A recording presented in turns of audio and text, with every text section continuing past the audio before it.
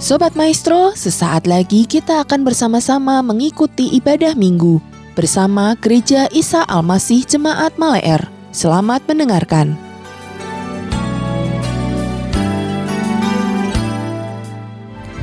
Sungguh kami mau terus menyembah Engkau Tuhan. Dalam segala hal yang boleh kami hadapi Tuhan hari demi hari. Kami tahu kami punya Tuhan. Engkau Allah yang turut bekerja di dalam segala sesuatu Tuhan, untuk mendatangkan kebaikan bagi setiap kami yang mengasihi Engkau Tuhan. Di tengah luasnya samudra, di dalam badai bergelora, Kaulah jangkar hidupku, tak sekalipun ku goyah. Firman-Mu terangi langkahku, sumber damai dalam hidupku.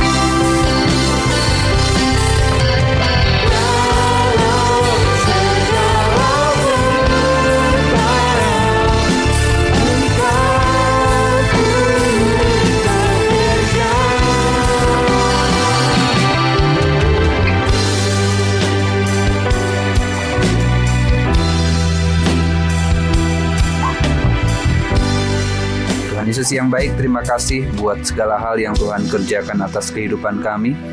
Terima kasih sebab kami bersyukur sekali karena kami memiliki Tuhan yang hebat, Tuhan yang hidup, Tuhan yang berdaulat, Tuhan yang berkuasa, Tuhan yang menjadi sumber pengharapan kami. Kami meletakkan seluruh kehidupan kami, pengharapan kami ke dalam tangan Tuhan. Dan biarlah waktu-waktu ke depan sementara kami belajar tentang firman-Mu, Tuhan yang berbicara, Tuhan yang memberkati buat setiap kami. Untuk Tuhan seluruh kemuliaan, hanya di dalam nama Tuhan Yesus kami berdoa dan kami mengucap syukur hari ini. Amin. Baik Bapak Ibu Saudara yang dikasihi Tuhan, hari ini kita akan kembali bersama-sama merenungkan sebagian dari firman Tuhan. Dan izinkan saya hari ini berbagi kepada kita bersama tentang pentingnya kita hidup di dalam pengharapan. Biarlah pengharapan itu menjadi jangkar yang kuat dalam diri setiap kita, sehingga kita tidak mudah diombang-ambingkan oleh badai kehidupan, atau bahkan kemudian menenggelamkan kita. Nah Bapak Ibu Saudara yang dikasihi Tuhan, semua kita percaya bahwa Kristuslah yang menjadi pengharapan kita. Amin. Tetapi kalau kita berbicara pengharapan, apa yang dimaksud dengan pengharapan itu? Nah, Roma pasal 8 ayat 24 mengatakan, sebab kita diselamatkan dalam pengharapan. Tetapi pengharapan yang dilihat bukan pengharapan lagi. Sebab bagaimana orang masih mengharapkan apa yang dilihatnya? Nah, dari sini kita mengerti bahwa pengharapan akan disebut sebagai pengharapan karena kita belum melihat apapun menjadi kenyataan di depan mata kita. Sebab pada saat kita melihat apa yang Tuhan janjikan bagi kita itu telah menjadi nyata di depan mata kita, maka itu tidak bisa lagi disebut sebagai sebuah pengharapan. Bapak Ibu Saudara yang kekasih, tentu semua kita memiliki pengharapan dalam hidup ini, yaitu sesuatu yang masih belum menjadi kenyataan di depan mata kita.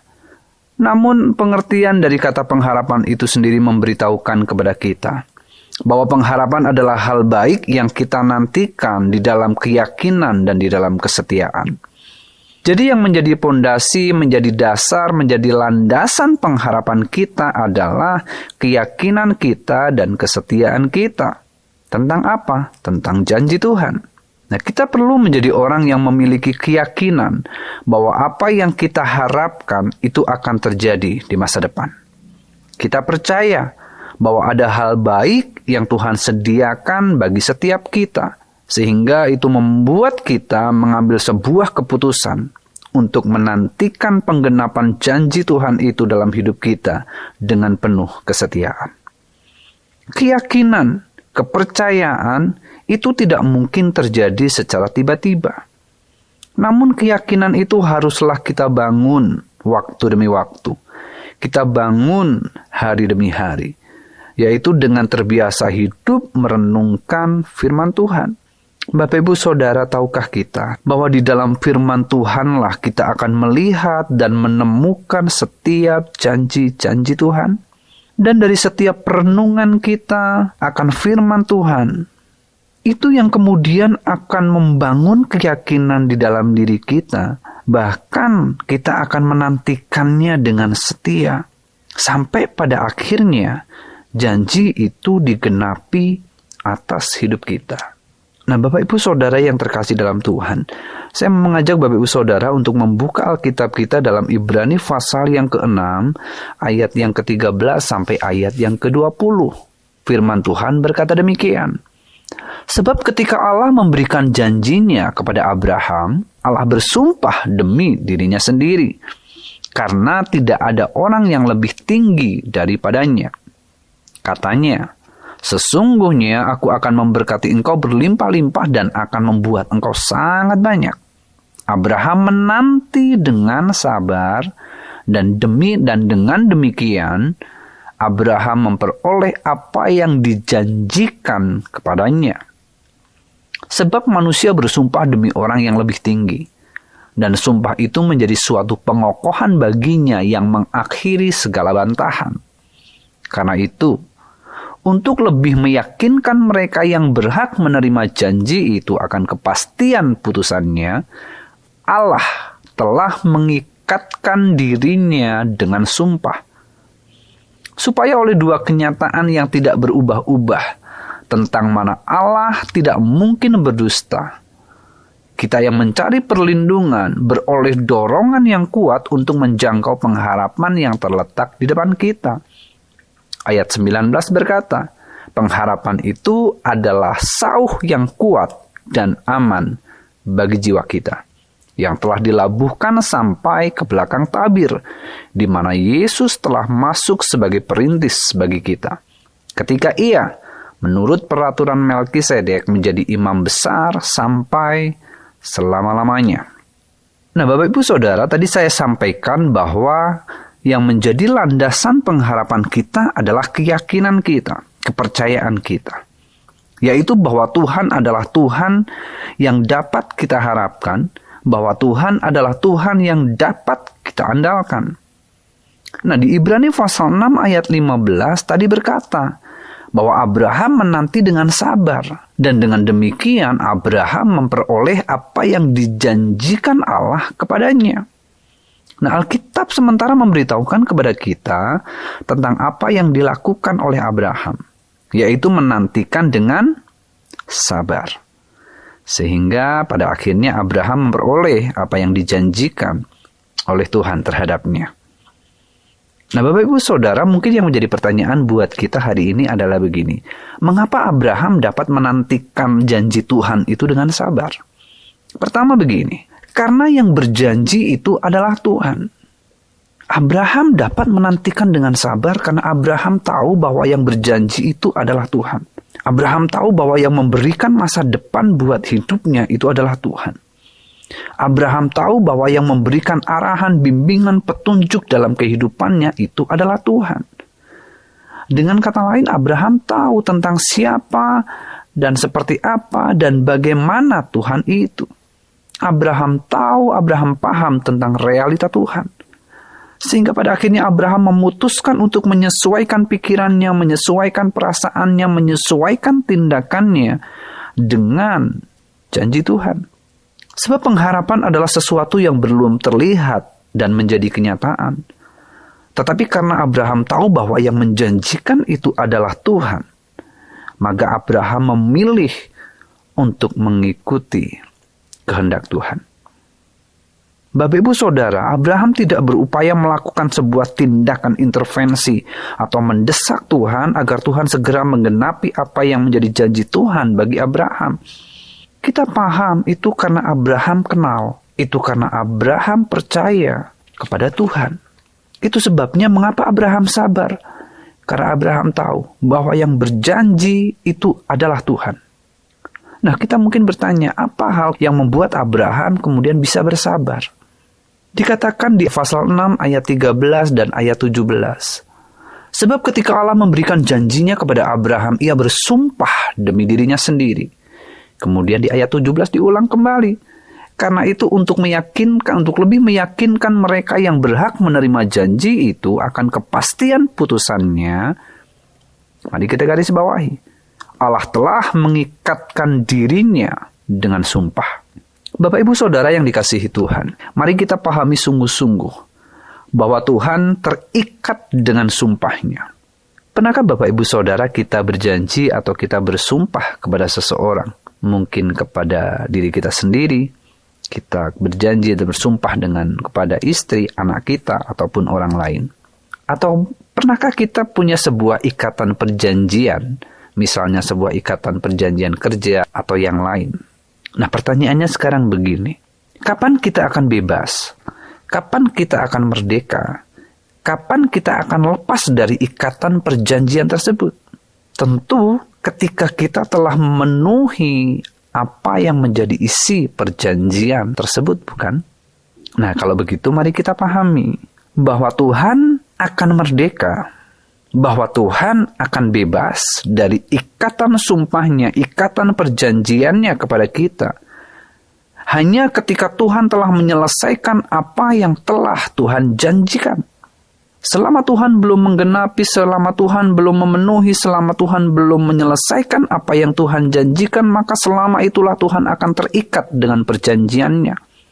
Dan mari kita ingatkan buat diri kita sendiri, Kalau kita percaya bahwa Tuhan terikat sumpahnya dengan kita, mari kita nantikan dengan sabar. Mari kita nantikan dengan setia. Nantikanlah di dalam keyakinan akan janji Tuhan.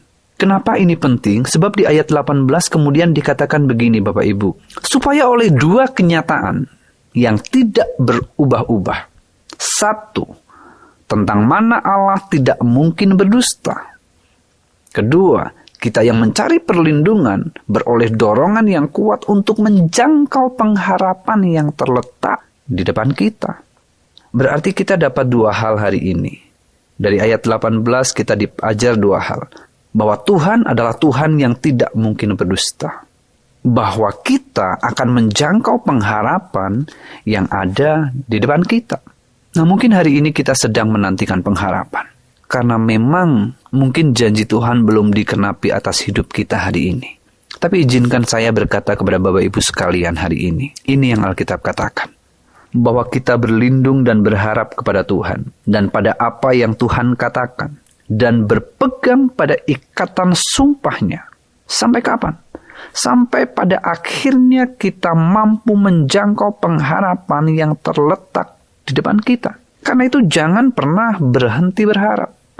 Jangan pernah kehilangan pengharapan. C.S. Lewis pernah berkata begini, orang yang paling kasihan adalah orang yang hidup dan matinya tidak memiliki pengharapan. Jadi bukan orang yang hidup dan matinya di dalam penderitaanlah yang kasihan. Jadi yang kasihan itu bukanlah orang yang hidup dan matinya di dalam kemiskinan. Berarti bukan orang yang kasihan itu bukan orang yang hidup dan matinya di dalam keadaan sakit penyakitnya. Tetapi yang paling kasihan adalah orang-orang yang hidupnya dan matinya tidak memiliki pengharapan. Nah, Bapak Ibu Saudara, itu mengingatkan kepada kita betapa pentingnya kita untuk terus hidup di dalam pengharapan kita. Itu sebabnya di ayat 19 dikatakan bahwa pengharapan adalah sauh yang kuat dan aman bagi jiwa kita. Sauh adalah jangkar. Kalau Bapak Ibu pernah naik sebuah kapal, kemudian kita tahu bahwa ketika kapal itu sampai ke dermaga atau ke sebuah pelabuhan, maka kapal itu akan menurunkan jangkarnya, bukan? Jangkar itu akan diturunkan sampai kepada kedalaman tertentu atau bahkan mungkin sampai ke dasar. Tujuannya apa?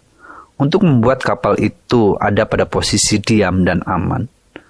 Sehingga kita para penumpang, itu kita bisa keluar, kita bisa mendarat, kita bisa menginjakkan kaki kita di daratan, itu dengan tenang dan dengan aman.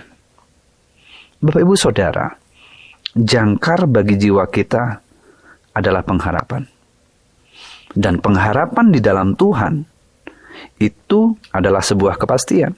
Jadi ketika kita hidup dalam pengharapan, maka kita akan menjadi kuat, kita akan menjadi tenang dalam menjalani hidup ini. Jiwa kita akan tenang, jiwa kita akan aman. Sebab kita berharap kepada Tuhan yang hidup. Kita berharap kepada Tuhan yang dapat kita andalkan.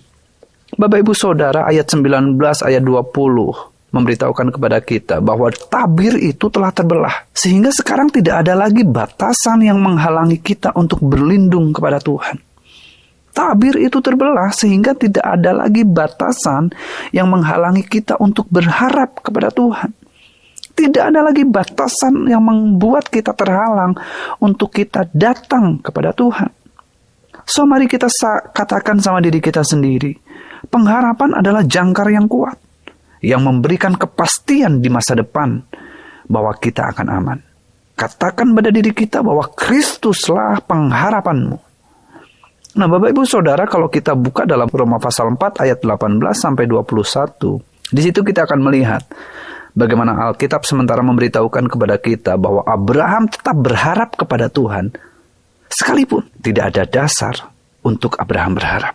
Tetapi keyakinannya tentang Tuhan, keyakinan kepercayaannya tentang realita Tuhan, itu yang kemudian membuat Abraham tetap tenang, membuat Abraham tetap beriman, membuat Abraham tetap menantikan penggenapan janji Tuhan atas hidupnya itu dengan setia. Mengapa? Karena yang berjanji adalah Tuhan. Yang berjanji adalah Tuhan, dan Tuhan itu terikat dengan sumpahnya. Dan bahwa Tuhan adalah Tuhan yang tidak mungkin berdusta. Nah, mari tanamkan ini di dalam hati kita. Tanamkan ini di dalam keyakinan kita. Bapak Ibu Saudara, saya tidak tahu bagaimana keadaan Bapak Ibu Saudara hari ini. Tapi izinkan saya untuk mengingatkan kepada Bapak Ibu Saudara tentang hal ini. Pengharapan kita adalah Tuhan. Dan pengharapan kita di dalam Tuhan adalah kepastian. Karena itu, mari kita nantikan dengan penuh keyakinan. Mari kita nantikan di dalam kesetiaan. Sampai pada akhirnya, pengharapan itu menjadi kenyataan. Sampai pada akhirnya, kita meraih, kita menjangkau pengharapan yang terletak di depan kita. Sabarlah sampai kita merengkuhnya. Sabarlah sampai janji itu digenapinya atas hidup kita. Baik atas hidup kita saat ini ketika kita masih ada di bumi, ataupun nanti sampai kepada kekekalan. Jadi mari tetap berharap, jangan pernah hilang pengharapan. Sebab di dalam Tuhan, pengharapan adalah sebuah kepastian. Amin. Tuhan Yesus yang baik, terima kasih buat firman-Mu hari ini yang kembali mengingatkan kepada kami bahwa Tuhanlah pengharapan kami, yang mengajarkan kepada kami betapa pentingnya kami bersandar, kami berharap, kami berlindung kepada Tuhan. Di tengah-tengah pergumulan kami, di tengah-tengah segala hal yang kami hadapi hari ini, Tuhan, biarlah kami tetap berharap kepada Tuhan. Sebab kami tahu bahwa yang berjanji dalam hidup kami, yang berjanji atas hidup kami adalah Tuhan sendiri. Kami tahu bahwa Tuhan adalah Tuhan yang terikat dengan sumpahnya, dan Tuhan tidak akan pernah terbebas dengan ikatan itu sampai Tuhan menggenapinya. Itu sebabnya tolong kami untuk kami menjadi orang-orang yang sabar. Tolong kami untuk kami menjadi orang-orang yang tetap tekun menantikan penggenapan itu dengan kesetiaan.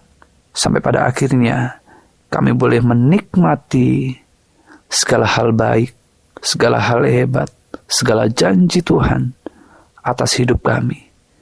Baik hidup kami hari ini maupun hidup kami di masa depan di dalam kekekalan. Tuhan memberkati seluruh umat-Mu. Tuhan memberkati kami semuanya. Di dalam nama Tuhan Yesus kami berdoa. Amin. Demikianlah Bapak Ibu Saudara ibadah kita hari ini.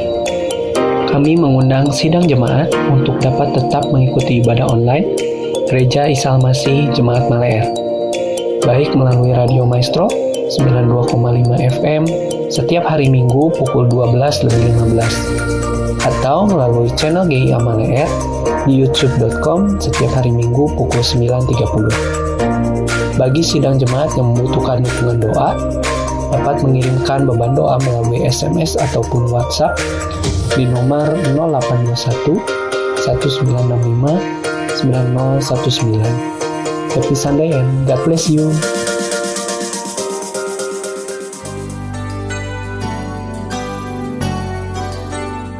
Sobat Maestro, Anda baru saja mendengarkan ibadah minggu bersama Gereja Isa Al-Masih Jemaat Maleer. Terima kasih atas kebersamaan Anda. Selamat hari Minggu dan Tuhan memberkati.